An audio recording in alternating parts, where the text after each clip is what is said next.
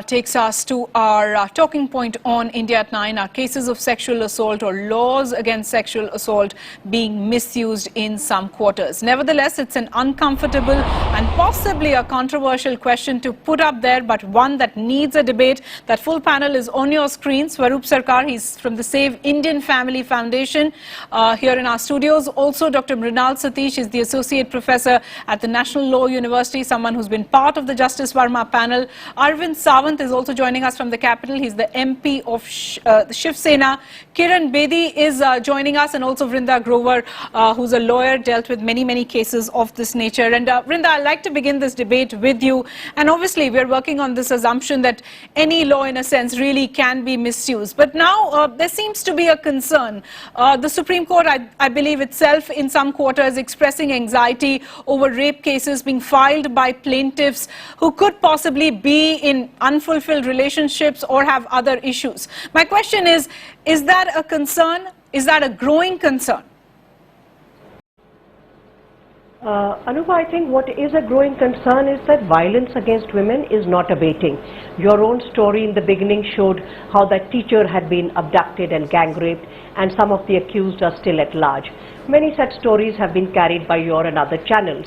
What is the role that law is playing? There has been a fairly radical amendment in the law which has opened space for many other crimes to be brought in. If we are to look, when we talk of misuse, we need to understand what does this word mean. Does it mean that if a woman turns hostile, are we going to conclude it's misuse? We are in a country where there is a lot of pressure that is brought to bear upon every woman, who, whether she complains of molestation or stalking or voyeurism or rape or any other form of harassment, there is pressure brought upon her. The system actually offers her very little support in order to be able to access justice. True. Therefore, when we want to analyze use or misuse, we need to delve into details. And what we are seeing, for instance, I think one of the only interesting analysis that is today available in the public domain, and I'm not going to listen to anecdotal evidence, or so-and-so told me that somebody filed a false case. That is not the way to actually analyze something. When we are looking at this, what do we see in some of the recent articles that have been published, particularly in the Hindu? Right. The misuse is happening at the end of the police. Vrinda, let me just pause you. Let me just pause you there and push the same point that you're putting forward. And I'm taking one aspect of what the Hindu analysis was that looked at rape and reality, perhaps the many shades of rape. My question only is this much. Just one statement, Anubha. Okay, go ahead. Just one statement. Please understand, women and other vulnerable groups have never been allowed to access courts, justice or rights. True. The minute women are going to access these foray, there is immediately a backlash of misuse. The misuses of draconian laws like Pota Tada. I have never heard these political parties that are now represented here come out and say innocent people, which the Supreme Court of India says were innocent, have been wrongly confined for years. So when there are going to be oppressed classes, including women, asserting their rights through the law, this is the backlash. This is the backlash. Okay. Vrinda, I'm going to press this point forward because the same analysis that you've spoken about, the Hindu, which did a fabulous series on rape and reality and looked at many shades of the rape allegations that have been brought forward, actually put out this particular statistic, saying that of the cases fully tried, and this looked at only a specific number of cases, 40% dealt with consensual sex that involved the elopement of a young couple and the girl's parents then subsequently charging the boys with rape. Another 25% dealt with the breach of promise to marry. Surely some of these cases cannot come in the category of backlash, Vrinda, as you seem to be suggesting. I totally agree with you. But please bear me out for 1 minute. Okay. When the criminal law was being amended, the women's groups, and I speak with confidence as being one of those who was actively engaged in that process, we begged the legislators, went from political party to political party, saying, do not raise the age of a statutory rape from 16 to 18. Young people, young boys who are engaged in consensual sexual relations will be caught in this and criminalized. Across the board, every political party took a moral stand and said, you want to encourage young people to have sex. We said, no, there are consensual sexual relations. This was opposed only by the women's rights groups and the human rights groups. The political parties have created this situation today. So you're effectively saying that this is consensual. These are conservative forces. Conservative forces I've got the sense. I've got your sense. You're basically saying that raising the age of consent. I've understood. Interreligious, intercaste. Absolutely, I have understood the point. You seem to be saying very clearly that raising the age of consent has to a great extent ensured that some cases of consensual sex are now perhaps going to be called rape, and perhaps many of these are going to multiply. You have a point to make. What I would like to mention, as ma'am says, that is totally lie. We also represented in Parliament. Such broad sweeping speeches. Make your points, sir. Make your points, Parliament committee, when this law was made, we told this is unfair, biased. The definition of the rape regarding the consent, regarding the consensual sex, let it be 18, 16 or whatever may be, it is going to be misused. Second thing, the original ordinance was gender neutral. When you expand the definition of the rape all over the world, that is the gender neutral. You want it to be gender neutral. Yes. I know. When a man is getting raped, as per this definition, there is no punishment. Swarup, Third thing. We'll get a chance to debate this. This is a debate. Let all the points not come in one go. By a verbal statement, without any medical evidence, you cannot send someone behind the bar. Okay, that's a very controversial one, and I'll get my panelists to debate it. Yes. You know, Kiran Bedi, I want to bring you here on this debate. In a country like India, you know, where there are extremely high statistics of crime against women, surely many would say that this was possibly and finally the time that the law and order machinery was, in a sense, taking a tough stand, was in fact being made duty-bound to take a tough stand. But in a situation like this, how are we going to ensure that chances of misuse are minimal?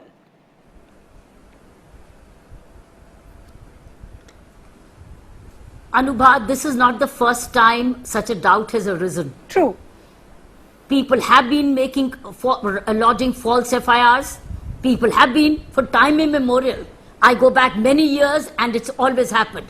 Police is duty bound to register a report of a cognizable crime. Whether it is rape or whether it is a minor theft, it's duty bound to. But it is not duty bound to make false arrests. It's not duty bound to go biased. It is in fact a wake up and a shake up call down the line for the criminal justice system and the investigating agencies not to get swayed by any pressures. True. And that is why there is a clause in the FIR, and very important clause is reasons for delay in registration of FIR. Now that's very important, and that's a very vital part of any investigation. Okay. Therefore, and certain cases, particularly in crimes against women, are open and shut, and some are very visible. True. Now, that is the distinction to be made. Nirbhay's case was an absolute open and shut. True. These cases, many other cases are not open and shut. They've got twists and turns that we really like. That is the challenge before investigating agencies, to ensure that they remain fair, whether it is high or low, whichever it is, they've got to be doing justice. I think that's an important point you make, and I'll get Kiran Bedi and Mrinal, both of you, to respond. Mrinal, you can take this first. Now, following the protests over the Nirbhaya case of 2012, the government actually amended these existing laws, made them more stringent.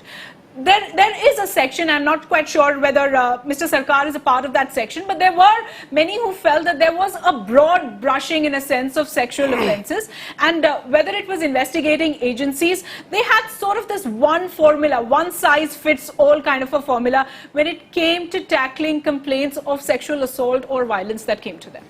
I don't think it's correct to say that the law became more stringent. There were certain definitions that had to be changed for the last 20 odd years, so 30 odd years, so those changes were made. I correct myself. But in terms of what's happened, you referred to cases of breach of promise to marry. Breach of promise to marry is not rape. Even in the law, also not written. Yeah, let me complete. So you also then go on to look at consensual sex, which the Hindu report talks about in detail. And like Ms. Grover said, you increase the age of consent. So the way so when you say misuse, and this Hindu brought this out really well, and we're looking at the cases that the Hindu looked at, it's actually loss of the agency of the woman, because who is the one who's filing the complaint in those cases? It is somebody else. It's the father. It's the family. So if you call it misuse, that's the family which is misusing that, and the police has a responsibility, like Ms. Bedi is talking about, to actually not make arrests unnecessarily, to investigate the cases properly. Now, why is it that there are these many cases in the system over the last 1 year of consensual sex and breach of promise to marry? My theory is you don't need to investigate them. So the complex cases are still not in courts because they're probably being investigated. They've not culminated. Trials have not been completed yet. And going back to this narrative of misuse, this is something that's been in the law for forever. There's a myth. One of the biggest myths in rape law across the world is that women lie about rape and that women have a tendency to misuse laws. And it actually ends up leading to women who want to genuinely report their rape cases not getting access to the legal system, which is the biggest problem. And what the law did in 2013 was to actually ensure that women get better access to the legal system, which was the need of the hour. So rape is one of the most underreported crimes. You need people coming to police stations to report the crime. You know, let me just get in, Mr. Sarkar, to make a view. Do you actually believe that post the law being amended in 2013, and as I put it, perhaps made more stringent, do you have any empirical evidence to suggest that the number of so-called fake cases or so-called misuse has actually gone up?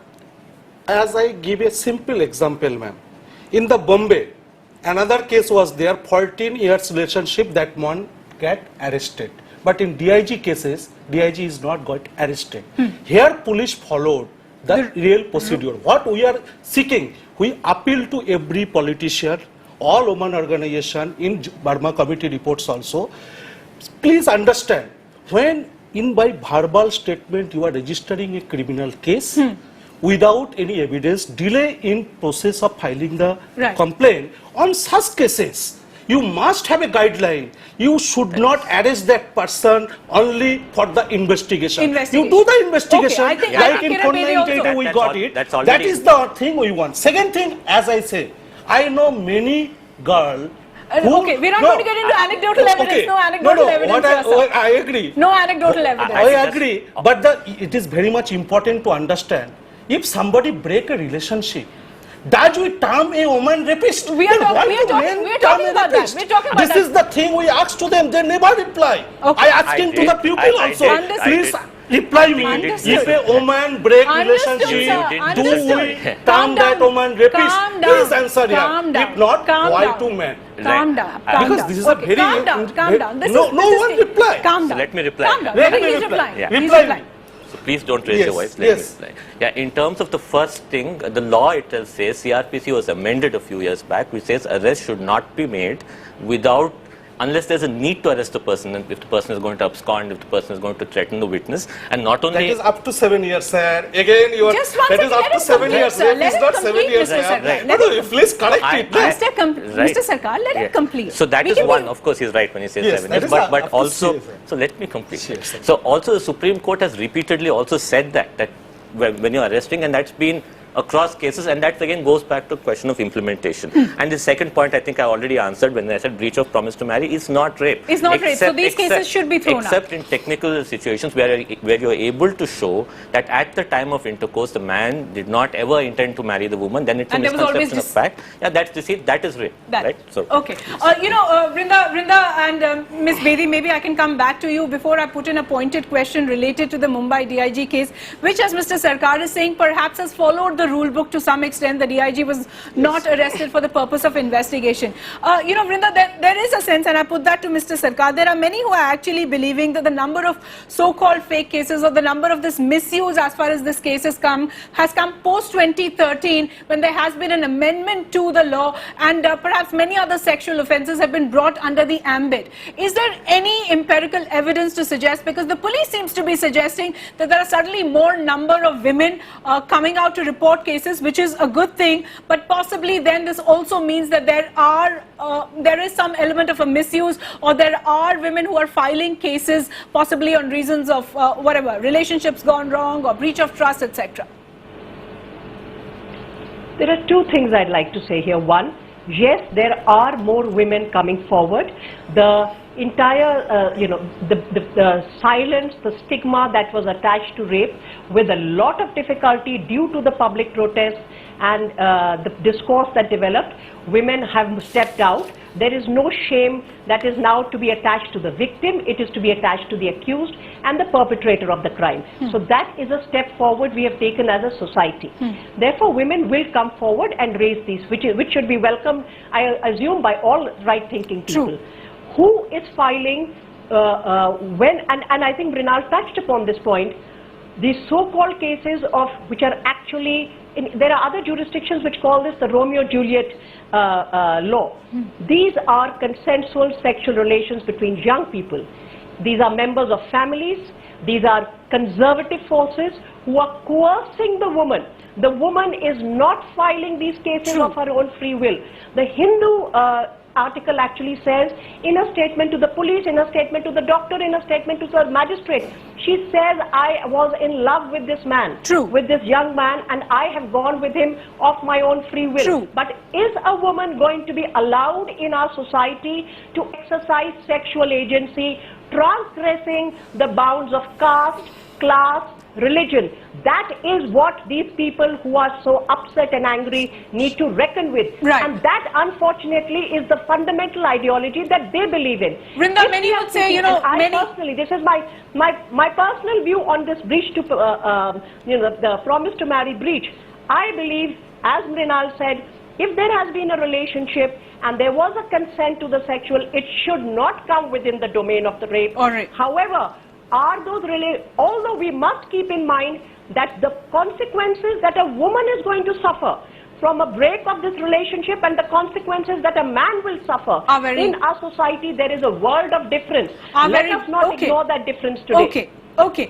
I just want to make this debate a little micro and perhaps just touch upon what's been happening in Mumbai as far as the Mumbai DIG case is concerned. And I do know we have a Shiv Sena MP, Mr. Arvind, who's been standing by and perhaps hearing all of this. Mr. Sawant, I'm not trying to prejudge this matter in any way, and I think there would be many right-thinking people who would come out and very openly say that there are many loopholes as far as the testimony of the victim is concerned in this particular case. But when a party like the Shiv Sena actually comes forward and backs the Mumbai DIG, that adds many elements to the case. That politicizes the case in many ways. Is that so necessary? Is that so necessary for a party like the Shiv Sena to come and openly back the DIG? I think you have not read the editorial of Samna for which you are speaking. If you read it carefully, I think your name spells out to be Maharashtrian. Kindly read that editorial and see whether in any sentence we have supported the DIG. We are the people. We are not crooks, We are the people who support the women. And in Mumbai, the women have no fear because Shiv Sena is there to support them. Shelter of Shiv Sena is always there with them. As far as this case is concerned, what we are saying is that, as Vrinda has said it at the end of his statements, what she has made just now, that if there is a consensus, that should not be treated as rape. Secondly, the woman who is making a complaint, she is a learned person. It's not that she is a illiterate. Look at Shakti Mill compound, that rape case. Look at the Nirbhay's case. Shiv Sena always will stand. No, so you're saying you're not supporting the DIG in this case. You're saying that you're not supporting the DIG in this case. No, I'm just asking. Definitely not. What we are saying is that, just listen, what we are saying is that should not conduct a media trial. Should not treat him as if he's guilty. What we are doing is that, as if the DIG is guilty and we have become the judge. You have said it, prejudge. You have become a prejudge. Mr. Sawant, in this case there has been no media trial. Many would say that in this particular case there has been no media trial. In fact, the police has followed the rule book to the complete T. Let them follow. Who says no? Yes, but this is one of the rare cases. This is one of the rare cases where the police has followed the rule book to the T. No. It's not rare case. It's not a rare case. I'll give an example, one or two examples. If you kindly permit me 1 or 2 minutes, look at Madhur Bhandarkar's case. All these dignitaries, VIPs, maybe artist, maybe a politician, maybe some is a known person in the field. To defame them is very easy. In that case of Madhur Bhandarkar, he went on telling that I am not the person who has done all these things. The case continued for 6 years. Luckily, he got a proof. Right. At the level of the Supreme Court, he was caught free and said, but she has said that if he doesn't give me a role in the film, I will file a suit against you, I will file a FIR against you for the rape. What is this? Misuse or not? Okay. This is a misuse. And therefore, let the police investigate it, and then let the, whether it is a DIG or a community police, whoever it may be. Do you know there is another case? Okay, where I think you made a good example. You made a good example. One second. No, I think you made a good example. You made a good example. I will cite cases after cases to the MP where women have been killed. No, you cannot give examples of this kind. I'm sorry. We all can offer examples. Why you not? cannot Why not? cite Why not? selectively and How can you force me? Because How can you force me like this? You know, Why Vrinda, how can you force me like this? I am Mr. This is Sawant. what media trial. Force is the This is what the media trial. This is How not you are media forcing trial. me not to give No an one is example. forcing you. Vrinda, I'll ask you to pause. Vrinda, I'll ask you to pause. Vrinda, I'll ask you to pause. Mr. Sawant, I'll ask you to pause as well. This is not fair. This is not fair. Let me give you 2-3 You know, examples. Mr. Sawant, no, Mr. Sawant, I have to make you pause. No. These are selective cases identified by you. Vrinda, I have another case of my own to give, and perhaps Kiran Bedi, let me bring you in. You know, we also. No, one second. One second, Mr. Sawant. One second, Mr. Sawant. One second, Mr. Sawant. I will have to put the audio down. Mr. Sawant, I'm not going to allow this. I will have to put the audio down. I will have to put the audio down. Let's not make unsubstantiated. Let's try and have a constructive debate on this matter. It's a very serious issue. I realize it's a controversial topic. It's an uneasy topic, but it's a very serious issue, and these are reputations of people and sensitivities of victims that we are talking about. Kiran Bedi, I want to bring you in, and perhaps on the lines of what Mr. Sawant suggested. We all know about the Justice Ganguly case. I think it started somewhere in November 2013 when a law intern wrote about this alleged sexual harassment by Justice Ganguly in a particular blog. In January 2013 or till January 2013, Mr. Ganguly continued to deny those allegations. Mr.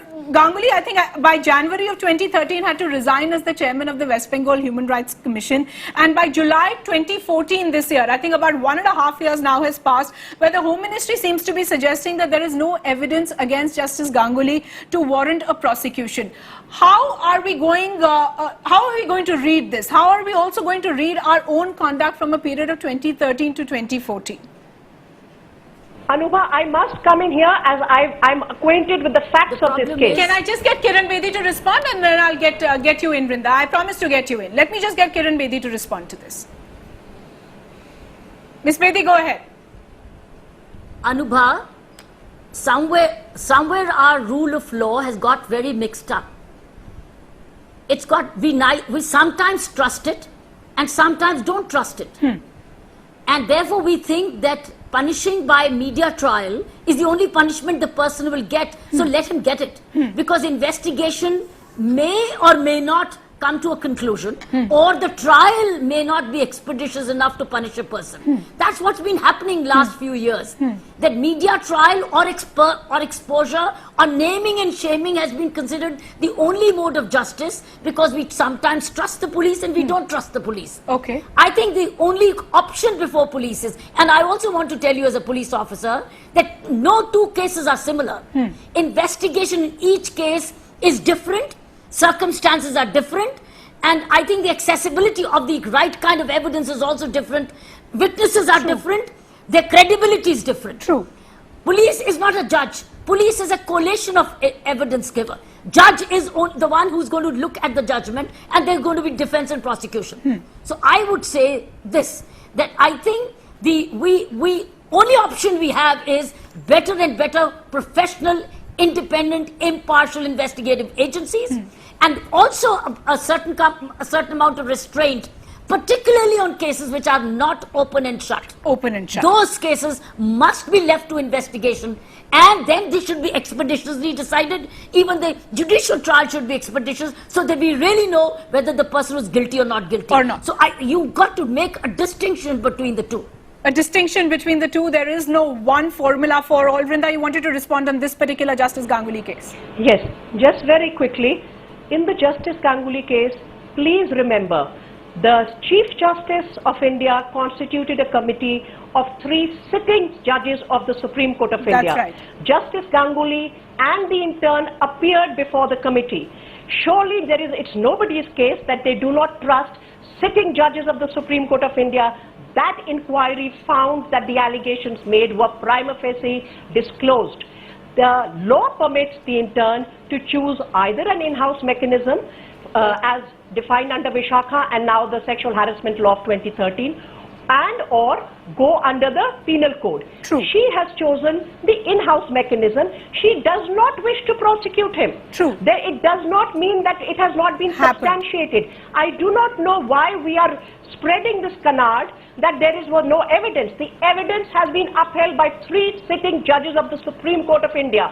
That story has come to an end with him thereafter stepping down. The intern has established her allegations. If she does not wish to pursue the criminal justice system route, it means the criminal justice does not inspire her confidence. Right, and that is purely her choice. That the police and the criminal justice system can understand the power differential. Okay. I only want to refer to one thing. We are talking about many cases. Let's for 1 minute look at the Muzaffarnagar gang rape cases. November 2013, FIRs filed. Till date, 3 out of the 24 accused arrested. Women are being threatened, intimidated. A dozen applications filed with the administration. True. The charge sheets are yet to be filed. Do we understand power differentials in society between a police officer and a working woman, between those who are of a dominant community and minority community? True, understood. I think it's an important point. This has to be in the conversation. Okay, I think it's an important point. I'm going to try and stitch this debate back and try and get final comments from all my panelists here. Rina, let me start with you.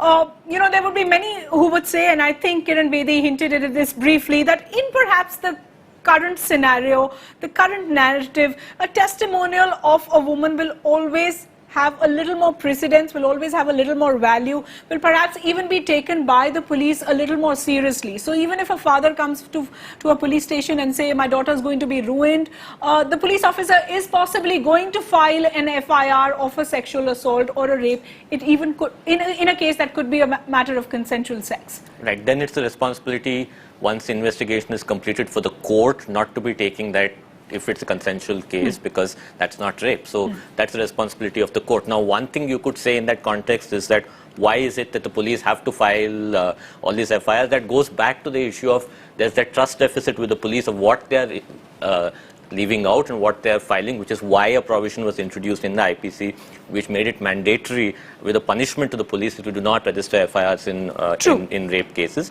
And the Supreme Court in December of 2013 held in any case, any cognizable offence, the police are duty bound to register FIRs. And so then again it becomes the role of the court to actually look at that, look at the evidence there. And what are we doing again? When you look at the Juvenile Justice Act amendments which are being apparently discussed right now, if you raise the age to 18, bring down the age to 16 in the case of rape, you see exactly what we're talking about. You will also have those cases of consensual sex, which is also rape, which are now going to be treated differently, and then you want a sentence of 7 years, a minimum sentence of 7 years for the boy in that situation. So I don't know what, in the name of law reform, you actually end up in the current situation, the JJ Act amendment, further creating more problems. And then you come back and say, look, it's the woman who's filing the false case. So it's a very complicated situation. If I was to ask you for one safeguard you believe, which you believe could perhaps reduce the number of so-called misuse or so-called fake cases, what would that be? As the Hindu article categories 4 category of rapes, we believe in the 3 category, like promise of marriage, consent in relationship. On those cases, it should not be treated like a non-billable case and arrest in the name of investigation. One category, what Bindraji says, everybody agree, but see, you amend the law, but nothing is improved. Same thing we told. See, if your pain is in head, you cannot make the operation of leg. Okay. By amending the law, you make a fair, respect the natural justice. A accused is not guilty till proven Yes, and I think there are many safeguards which perhaps many institutions need to bring. I'll give the final word to Kiran Bedi and Vrinda Grover. Vrinda, I think at the beginning of this debate, when I put that question to you, you said yes, it's a point of concern, it's a point of valid concern. What's the one safeguard you believe all these agencies that we have spoken about can bring to minimize at least whatever misuse is taking place? Because I think no one is saying that there is no misuse. Actually, I would not agree to the term misuse. I think it's a complete misnomer in this debate. I think the law has created conditions where various forms of agency, particularly sexual agency of the youth and sexual autonomy and agency of the women, is now being criminalized. So it is not misuse of the law. We need to go back to the drawing board and to clear those provisions out. Secondly, the question that you posed to Mrinal, the police officer will write down if he thinks that, oh, the woman's reputation is being ruined. I am saying, and I think Kiran Bedi is saying this, that is not professional investigation. Even if I'm on a date and I have been raped by my boyfriend, I want the police to record that and register it as an FIR. True. Simply because I know the man or the boy, that is the policing we require. So we are not having misuse, we are actually having a perverse form of conservative criminalization that is taking place, and cases where the power differential is very high, we are seeing that actually it's not making headway. And lastly, saying that we support Nirbhaya and Shakti Mill, what we are looking at is only when women's bodies are mauled and there is blood and gore, are we going to believe her word? The same Hindu has carried a series on stalking. The negligence on the part of the police has, see the toll it has taken on the lives of young women. They are completely crippled because nobody took that FIR seriously of stalking. We cannot wait for women's bodies to be decimated in this manner. This is a conservative, criminalized policing that is taking place. Conservative policing, I'm going to take that one to Kiran Bedi. Stitch this debate back for us, Ms. Bedi, because several agencies, and I think many are really pointing out towards the police. Mr. Sarkar here pointed to the fact that as far as the Mumbai DIG case is concerned, the police seems to be following the rule book. It's a stellar job because you haven't arrested one of your own. But in several other cases, it's a conservative form of policing, as Vrinda Grover is suggesting. What do you believe is the one safeguard that investigating agencies need to put in place? Because, you know, many are saying that the pressure is also on them. Today, if a woman comes out and says something, there is simply no way that the police is not going to register this case. I would say quickly two things.